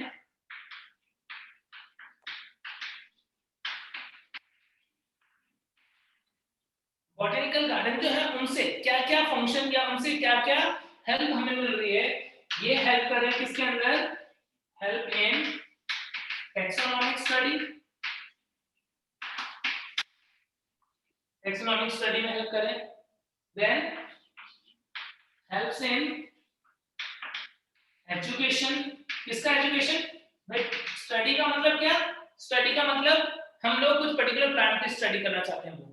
Helps in education. एजुकेशन का मतलब क्या कि स्कूल से ट्रिप जा रही है, एजुकेशन ट्रिप जा रही है, जो लोगों को बॉटनिकल गार्डन में स्कूल वाले घुमाने ले जा रहे हैं। क्यों? ताकि वो प्लांट्स को देखें, कुछ सीखें, एजुकेशन के पर्पस से रोल होता है। देन प्लांट ब्रीडिंग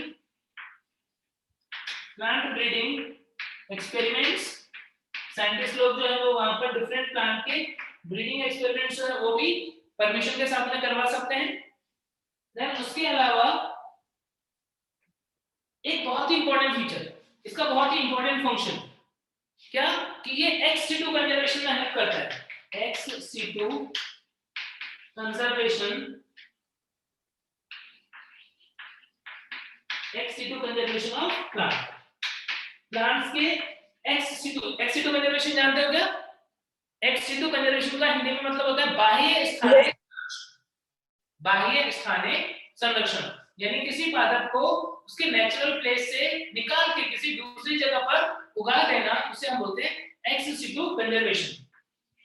उसमें इसका इंपॉर्टेंट रोल होता है। मान लो मुझे पता पड़ा कि जंगल में एक पर्टिकुलर प्लांट की वैरायटी है, पादप की जाति है जो क्या होने वाली है, विलुप्त होने वाली है। यदि ऐसा मुझे पता पड़े तो फिर मैं क्या कर सकता हूँ, मैं वहां से उस पादप के कुछ बीज जो है वो कलेक्ट करके लेके आ जाऊं और उसको बॉटनिकल गार्डन्स के अंदर उगा दूं, तो क्या होगा, बचा लिया मैंने उसे विलुप्त होने से। इसको क्या बोलते हैं? इसको बोलते हैं ex situ कंजर्वेशन, बाह्य स्थानीय संरक्षण। इंपॉर्टेंट ये पॉइंट, ठीक है। देन इसके अलावा एस्थेटिक पर्पस, एस्थेटिक का मतलब सुंदरता, यहाँ पर सुंदर जगह है घूमने के लिए, एस्थेटिक पर्पस में भी हेल्प कर रहा है क्या, बॉटनिकल गार्डन। ठीक है, बॉटनिकल गार्डन के फंक्शंस क्या क्या रोल होता है वो समझ गए? क्लियर है इतनी बातें? आसान सी बातें हैं बिल्कुल। कुछ इंपॉर्टेंट एग्जांपल लास्ट लेक्चर में जो एक गार्डन का नाम पढ़ा था, royal botanical. Excuse me sir, sir ये जो इथेटिक जो प्रपोज है उसको वन टाइम और रिपीट कीजिए सर। कौन सा वाला पॉइंट? ये जो फिफ्थ है last, ethical propose, it has been purpose sir 5 वाला सर इथेटिक पर्पस बोल रही है वो। एस्थेटिक पर्पस का मतलब होता है सुंदरता, या घूमने के लिए एक सुंदर जगह है। एस्थेटिक पर्पस का मतलब हुआ सुंदर जगह है घूमने के लिए। एस्थेटिक का मतलब होता है सुंदरता से रिलेटेड, ठीक है ना? Okay sir. भाई बॉटनिकल गार्डन जो पढ़ने वाले बच्चे वो तो पढ़ने के लिए जाएंगे, जो आवारा लोग हैं वो भी जाते कई बार, ठीक है, क्यों जानते हो सब बच्चे। देखो बहुत डिटेल में जा सकते हैं इन चीजों के। जैसे मान लो मैं तुम्हें एक क्वेश्चन पूछूं कि आखिर बॉटनिकल गार्डन में और हमारे नॉर्मल गार्डन में, जो आप तुमने अपने घर के आसपास गार्डन देखे हैं, उसमें क्या अंतर है? बॉटनिकल गार्डन में और हमारे घर के आसपास जो गार्डन होते हैं उसमें क्या अंतर है, बताओ। बॉटनिकल गार्डन में रेयर पौधे होते हैं। यस, डाइवर्सिटी ज्यादा होती है एक तो, और डाइवर्सिटी ज्यादा होती है, बिल्कुल सही बात है। और भी कोई अंतर? बॉटनिकल गार्डन में पौधों को संरक्षित रखते हैं। हाँ, वहाँ पे प्लांट्स के बारे में इंफॉर्मेशन होती है। हाँ बिल्कुल सही है, तो तुमने सारी बातें बता दी, वेरी गुड।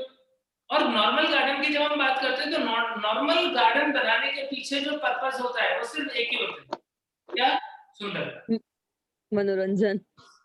नॉर्मल गार्डन जो बनाते हैं उसके पीछे एक ही पर्पस होता है कि हम सुंदर सुंदर प्लांट लगाएंगे, घास लगाएंगे, क्यारियां लगाएंगे, देखने में बहुत सुंदर होना चाहिए, तो मेन पर्पस एस्थेटिक। लेकिन बॉटनिकल गार्डन में aesthetic purpose last, main purpose क्या है? ये सारे है ना, तो ये मेजर डिफरेंस होता है, ठीक है।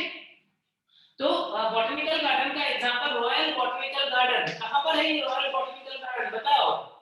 इंग्लैंड में। क्यों में? गार्डन क्यों इंग्लैंड। यस, और इंडिया के अंदर फेमस बॉटनिकल गार्डन जो है उनके कुछ नाम ध्यान रखना है। इंडियन हावड़ा, सेंट्रल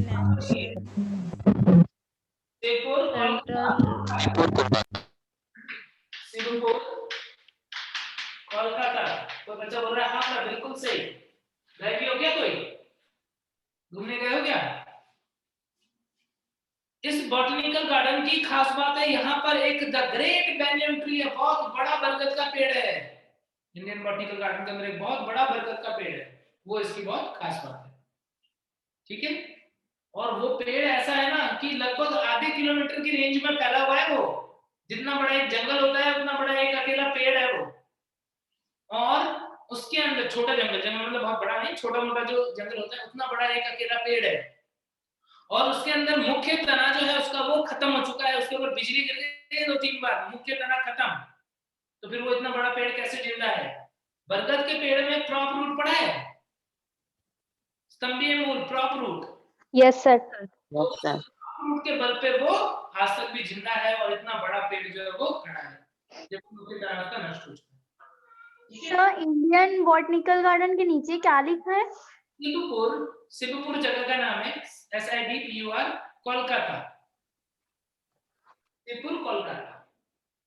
ठीक है, देन एक और भी नाम ध्यान रखना है, national research, botanical research, yes, national botanical garden and research Kanpur, Lucknow में।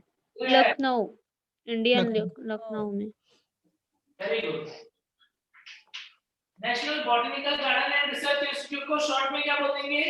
NBRI, national botanical garden and research institute. क्या बोलोगे? NBRI। कहां पर है ये? लखनऊ। और बता दो एक एग्जांपल, एक और एग्जांपल लिख लो, forest research institute, forest research institute short में बोल देते हैं FRI। क्या बोल देंगे? FRI। कहां पर है ये? देहरादून। देहरादून में है, यस, FRI देहरादून में है। ऐसे ही लॉयड बॉटनिकल गार्डन दार्जिलिंग में है। बहुत सारे एग्जांपल हो सकते हैं, इसमें एग्जांपल काफी। इसमें से इंडियन बॉटनिकल गार्डन और NBRI और ये रॉयल बॉटनिकल, ये तीन ही इंपॉर्टेंट है स्टार्टिंग में। ये तो हुआ हमारे बॉटनिकल गार्डन्स के बारे में। नेक्स्ट देखो बिल्कुल ऐसे ही जूलॉजिकल पार्क के बारे में।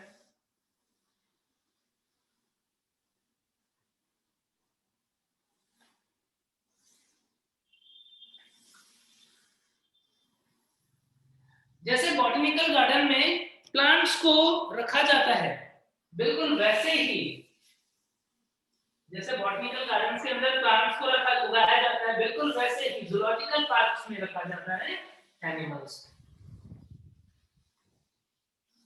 कौन से एनिमल को? डिफरेंट एनिमल, गाय भैंस जो विलुप्त हो रहा है उनको। नो सर, जो विलुप्त हो रहे हैं उनको सोच लो, जूलॉजिकल पार्क्स। जूलॉजिकल पार्क्स में हम वाइल्ड एनिमल्स को रखते हैं, जो जंगली जानवर होते हैं उनको रखा जाता है। ठीक है, गाय भैंस को नहीं रखते हैं, नहीं तो सबके घर में, तुम्हारे सबके घर में जो है वो क्या बन जाएगा? जूलॉजिकल पार्क जू बन जाता। ठीक है, तो ध्यान रखना, जूलॉजिकल पार्क के अंदर किसको रखते हैं? प्लेस where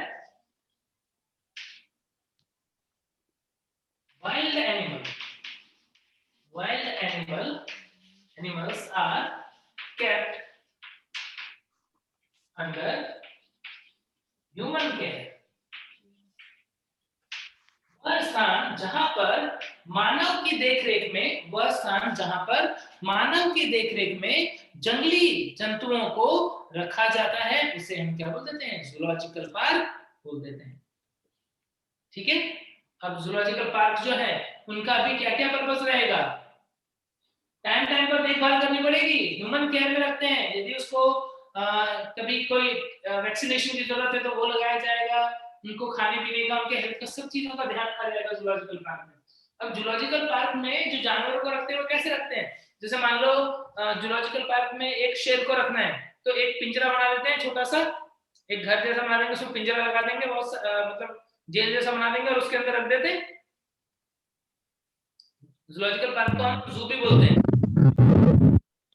तो जू में एनिमल्स उनको पिंजरों में रखा जाता है क्या? बोलो यस और no. Yes sir. Zoological park में एनिमल्स उनको पिंजरों में रखा जाता है क्या? यस दोनों में। नो दोनों सर। नहीं, पिंजरों में नहीं रखते। तो कहां पे रखते हैं? खुली जगह पे। तो उनके लिए वैसी एरिया उन लोग को दिया जाता है, पर्टिकुलर एरिया फिक्स करते हैं। रिजर्व एरिया में। Very good, very good. सब लोग समझ रहे हो मैं क्या पूछना चाह रहा था, और उसके अकॉर्डिंग आंसर करें तो बहुत अच्छी बात है। लेकिन उनके लिए उनके प्राकृतिक आवास जैसा ही एनवायरनमेंट बनाया गया है, पिंजरों में नहीं रखा हुआ है, उनको आवास दिया गया है जैसा कि जंगल में होता है। यदि शेर को जंगल में घूमने के लिए थोड़ी जगह चाहिए, वहां पर थोड़ा बहुत घास वास उगे हो, थोड़ा बहुत पेड़ वेड़ उगे हो, एक गुफा जैसा बना हुआ हो, तो वैसा ही कुछ बना करके वहां पर उसे रखा जाता है ना? बिल्कुल सही। तो जूलॉजिकल पार्क में क्या करते हैं, animals are kept in environment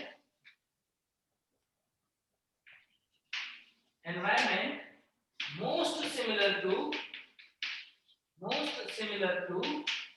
their natural habitat. उनके प्राकृतिक आवास जैसा ही, नेचुरल हैबिटेट प्राकृतिक आवास, उनके प्राकृतिक आवास जैसे ही वातावरण में, पर्यावरण में उन जंतुओं को रखा जाता है और टाइम टाइम पर उसकी देखभाल की जाती है। क्या क्या चीजों में हेल्प करेगा? ये हेल्प करेगा, helps in study and education. किस चीज की स्टडी? बिहेवियर की स्टडी। बिहेवियर, मॉर्फोलॉजी देखने में कैसा है, बिहेवियर कैसा है, मॉर्फोलॉजी कैसा है, उन सब की स्टडी करने में, इवन उनका ब्रीडिंग पैटर्न कैसा है, या रिप्रोडक्टिव बिहेवियर कैसा है, ब्रीडिंग पैटर्न, वो जानवर दिखता कैसा है, उस जानवर का बिहेवियर कैसा है, खाता क्या है, रिप्रोडक्शन कब करता है, कैसे करता है, उन सारी चीजों की स्टडी जो है वो करते हैं। ठीक है। उसके अलावा कई बार तुमने ऐसा भी सुना होगा कि जंगल में टाइगर जो है उसकी कमी हो गई, टाइगर बहुत कम बचे हुए, तो क्या करते हैं वैज्ञानिक लोग जो होते हैं, जंगल विभाग वाले लोग जो होते हैं, वो क्या करते हैं, वो वहां से टाइगर को उठा के ले आते हैं कहां पे, जूलॉजिकल पार्क में। फिर उस जूलॉजिकल पार्क में थोड़े दिनों से रखते हैं और उसका आर्टिफिशियली कैप्टिव कंडीशन में क्या करते हैं, ब्रीडिंग करवाते हैं। फिर ब्रीडिंग करवाया तो उनके छोटे छोटे बच्चे हो गए, फिर उन छोटे छोटे बच्चों को थोड़े दिन वहां पर ही रखा, थोड़े बड़े हो गए, ले जाकर के वापस से जंगल में छोड़ दिया। क्या ऐसा करते हैं क्या? नहीं सुना है? कोई बात नहीं, कोई बात नहीं। ध्यान रखना कि वहां पर जूलॉजिकल पार्क में कई बार कंट्रोल्ड ब्रीडिंग प्रोग्राम भी चलाए जाते हैं ताकि जो संकटग्रस्त जातियां हैं उनको क्या किया जा सके, बचाया जा सके। तो ये हेल्प करता है किसके अंदर, क्या ये भी एक्स सिटू कंजर्वेशन में हेल्प करेगा? ये जंतुओं के एक्स सिटू कंजर्वेशन में हेल्प। मॉर्फोलॉजी ब्रीडिंग के बाद क्या लिखा है sir? Morphology, behaviour, morphology, breeding pattern, eating habit, और ऐड करना चाहो तो ईटिंग हैबिट, क्या खाते हैं, फूड हैबिट। ठीक है, एक्स सिटू कंजर्वेशन में भी हेल्प करेगा ये। ठीक है, इसका एक इंपॉर्टेंट एग्जांपल सर एक बार हिंदी में भी बताइए ना। क्या बता दूं? ये दूसरा वाला पॉइंट को एक बार हिंदी में भी बताइए। Ex situ conservation, yes sir. Ex situ conservation को बोलते हैं बाह्य स्थानिक संरक्षण। बाह्य स्थानिक संरक्षण क्या होता है कि यदि जंगल में कोई जंतु की जाति खतराग्रस्त है, विलुप्त होने वाली है, तो ऐसी जातियों को वहां से उठा के ले आते हैं कहां पर, जूलॉजिकल पार्क में। वहां पर मानव की देखभाल में उसे रखा जाता है, उसका ब्रीडिंग करवाया जाता है, उसके जब बहुत सारे बच्चे होते हैं तो फिर बाद में वो थोड़े बड़े हो जाते हैं तो उन्हें वापस से जंगल में छोड़ दिया जाता है। तो इस तरीके से किसी जंतु को विलुप्त होने के लिए, विलुप्त होने से बचाने के लिए उसे जंगल से जूलॉजिकल पार्क में ले आना और वहां पर उसे ग्रो करवाना, उससे ये हम क्या बोलते हैं, एक्स सिटू कंजर्वेशन, बाह्य स्थानिक संरक्षण। समझ गए? जैसे बॉटनिकल गार्डन में प्लांट का था, वैसे जूलॉजिकल पार्क में एनिमल का होगा। नेशनल जूलॉजिकल पार्क कहां पर है? दिल्ली।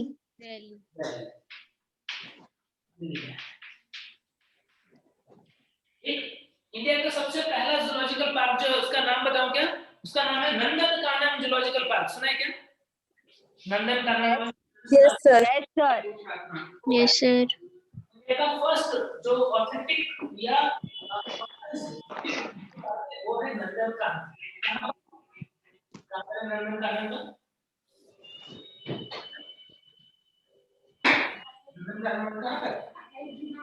उड़ीसा में।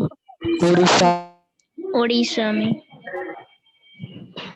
पता है, पता है, वेरी गुड। अब बात करते हैं म्यूजियम की। म्यूजियम को हम बोलते हैं हिंदी में संग्रहालय। संग्रहालय। म्यूजियम, म्यूजियम एक ऐसी जगह है जहां पर पादप और जंतु के मृत नमूने जो है वो संग्रहित करके रखते हैं। क्या है यहाँ पर? Dead end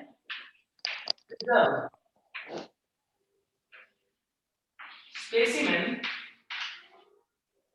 of plants and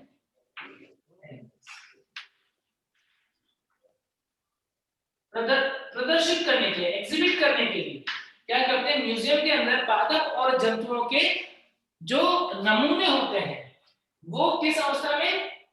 preserve, preserve का मतलब परिरक्षित, परिरक्षित अवस्था में रखे हुए होते हैं। ठीक है, क्या क्या मिलेगा यहाँ पर? यहाँ पर तुम्हें मिलेगा स्केलेटन ऑफ एनिमल्स। क्या तुमने वो मूवी देखी है night at a museum?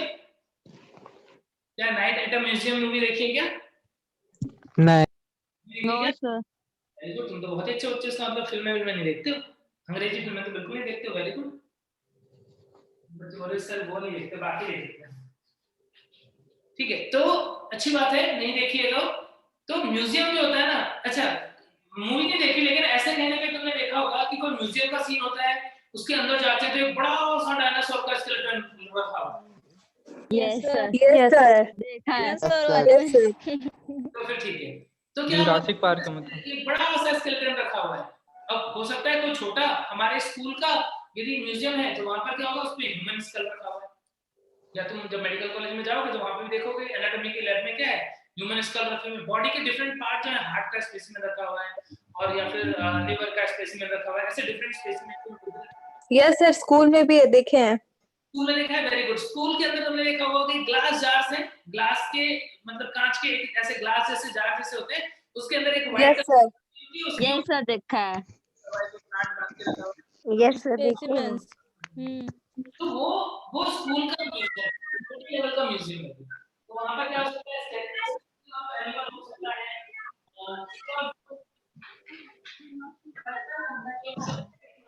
Large animal जो होते हैं एंड बर्ड्स जो होते हैं, उनको भी वहां पर स्टफ्ड रखा होता है। क्या होता है? नमूना जैसा बना हुआ है।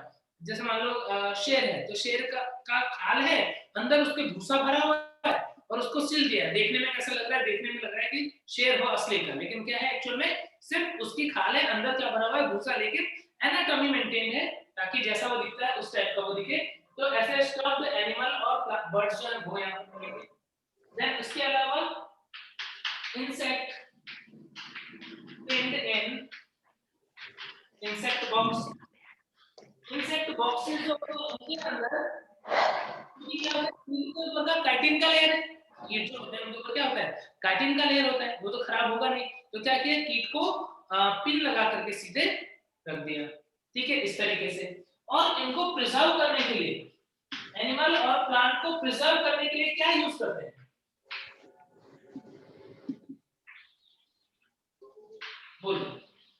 मरकरी। नहीं, मरकरी क्लोराइड तो वहां पे यूज करते थे, जैसे तुमने लैब में देखा, अपने स्कूल के लैब में फॉर्मेल्डिहाइड, फॉर्मेलिन। फॉर्मेलिन फॉर्मेलिन जो होता है वो मिक्सचर जिसे हम बोलते हैं फॉर्मेलिन, प्रिजर्व्ड इन फॉर्मेलिन। पानी जैसा दिखता है, एक पानी जैसा कुछ है उसके अंदर रखा हुआ है, वो होता है फॉर्मेलिन। और फॉर्मेलिन जो होता है उसके अंदर रखा रहता है तो खराब नहीं होता है, वैसा तो वैसा रहेगा, प्रिजर्व करते हैं उसको। ठीक है,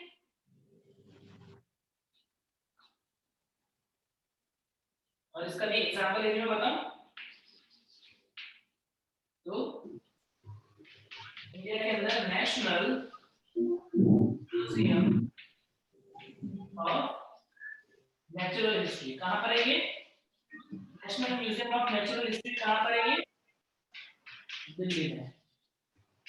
national museum of natural history कहां पर है? दिल्ली में है। ठीक है, क्या आसान सी बात है? इसमें लेके जो तो नहीं है दिमाग में, बस पॉइंट वाइज पढ़ना है। मेन क्या होता है ना, जब तुमने पढ़ा तो तुमने एनसीईआरटी पढ़ी तो देख लिया, अच्छा ये होगा, ये तीन चार चीजें रखी हुई, तो तुम्हारे साथ क्वेश्चन जब भी आएगा तो तुमको दिक्कत नहीं आएगी, फटाक से आंसर निकालो। और सब बच्चे लिख लिख के पढ़ते हो ना, शॉर्ट नोट्स बनाते हो पढ़ते हो ना? कोई बच्चा लेट के ऐसा लेट गए सोफे पे बेड पे पैर फैला दिया किताब हाथ में ले ली और पढ़े जा रहे नॉलेज जैसे वैसे नहीं पढ़ना, बहुत कम रिटेन रहता है वैसे। बच्चे आराम ढूंढते हैं, अपना कुर्सी पे भी बैठे हुए तो पैर जो है वो छत पे टिका दिया है उन्होंने और पढ़े जा रहे किताब हाथ में लेकर के, पैर छत पे नीचे लेटे हुए किताब हाथ में लेकर पढ़े जा रहे हैं। ठीक है, सर इसे हिंदी में बताइए ना। हिंदी में बच्चे म्यूजियम का मतलब है संग्रहालय, ऐसी जगह जहाँ पर हम क्या करते हैं, जहाँ पर हम प्लांट और एनिमल के डेड स्पेसिमेंस को रखते हैं। क्या क्या हो सकता है वहाँ पे? स्केलेटन हो सकता है, कंकाल हो सकता है, पादप या पक्षी, जंतु या पक्षी जो बड़े आकार के होते हैं उनके अंदर कुछ भर के उन्हें रखा जाता है।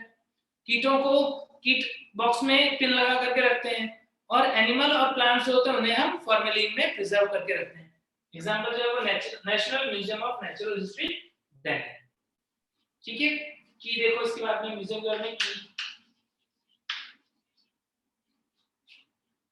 की क्या होता है? की को बोलते हैं कुंजी। कुंजी क्या होता है? कुंजी जो होता है एनालिटिकल इन नेचर, प्रकृति में कैसे होते हैं? एनालिटिकल होते हैं, विश्लेषणात्मक होते हैं। कीज जो है क्या है? वो एक्चुअल में कीज कैरेक्टर्स हैं। कुछ कीज क्या है? कीज कैरेक्टर हैं जिनके दो स्पेसिफिक कॉन्ट्रास्ट कैरेक्टर्स होते हैं। देखो मैं एग्जांपल से समझाता हूं।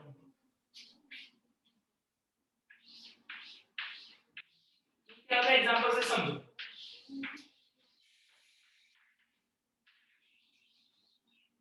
सपोज ये एक प्लांट है, अब इसके वर्गीकरण करने के लिए टैक्सोनॉमिक एड का हेल्प ले रहे हैं, किसका? की का।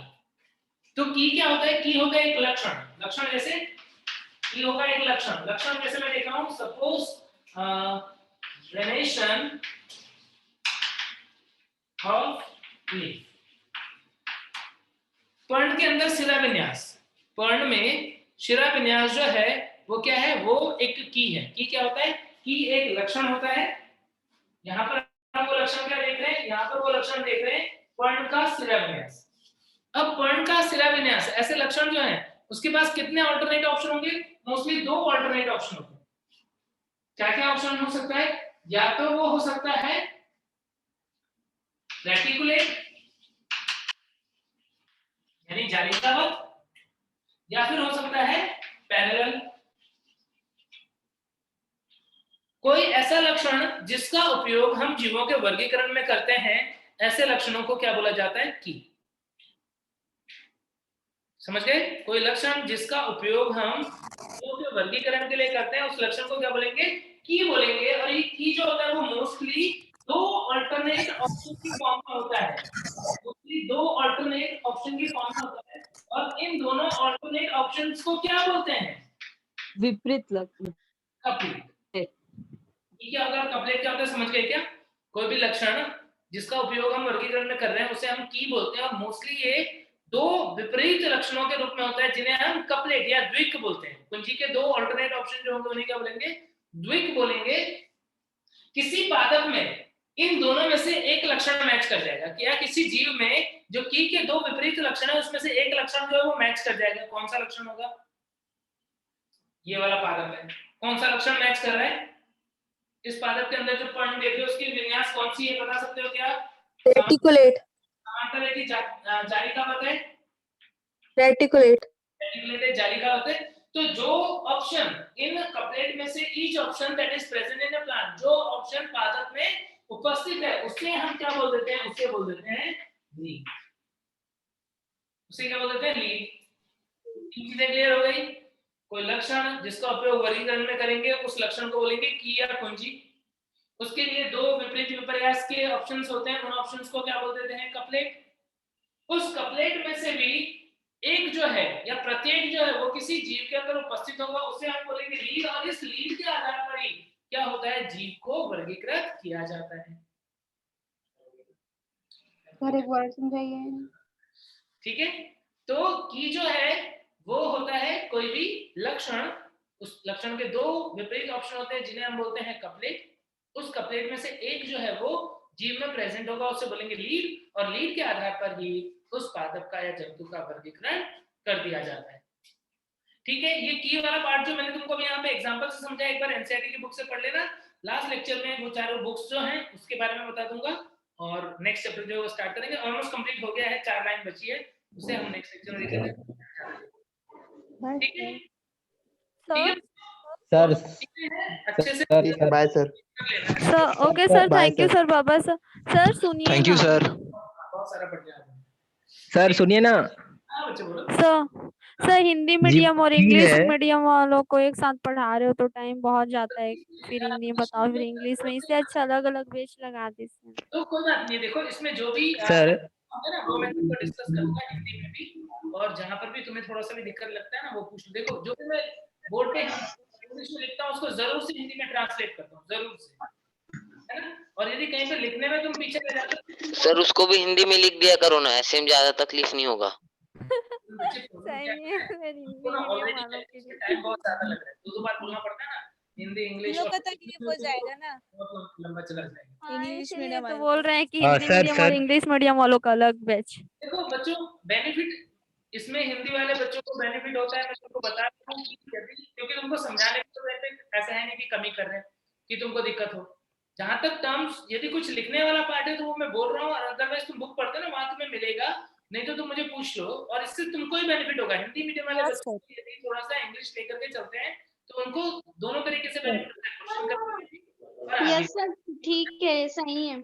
तो इसीलिए सर सर बिंदास पूछो, कोई टेंशन नहीं। ऐसे ही ठीक है सर, ऐसे ही रहने सर सुनिए ना, यस सर, ऐसे ही रहने दीजिए। एक क्वेश्चन है सर। हाँ बच्चों, जी आप जो की लिखा है तो उसमें लिखा है कि एनालिटिकल इन नेचर नेचुरल, तो इसमें प्लांट और एनिमल दोनों को ले सकते हैं सर कि ओनली प्लांट? नहीं दोनों के लिए, दोनों के लिए। दोनों के लिए यूज होगा सर? हाँ बिल्कुल बच्चे, जैसे मान लो मैं कैरेक्टर ले लूं कि नोटोकॉर्ड की उपस्थिति, प्रेजेंस ऑफ नोटोकॉर्ड, तो प्रेजेंस ऑफ नोटोकॉर्ड क्या हो जाएगा, की हो जाएगा। इसके लिए दो अल्टरनेट ऑप्शन, नोटोकॉर्ड प्रेजेंट और नोटोकॉर्ड एब्सेंट, कपलेट हो गए। हमारे लिए यदि बात करूं तो हमारे लिए लीड क्या होगा, प्रेजेंस ऑफ नोटोकॉर्ड हमारे लिए लीड हो जाएगा। ठीक है ना, समझ गए? तो की जो जी है सर। दोनों के लिए होता है। चलो ठीक है, अब जी ओके सर। वो भी पढ़ लो, फिर अभी बात करते हैं नेक्स्ट लेक्चर में, है ना। Okay sir, bye. तो बाय बाय बच्चों। Thank you sir. Thank you Thank you, sir. Bye bye.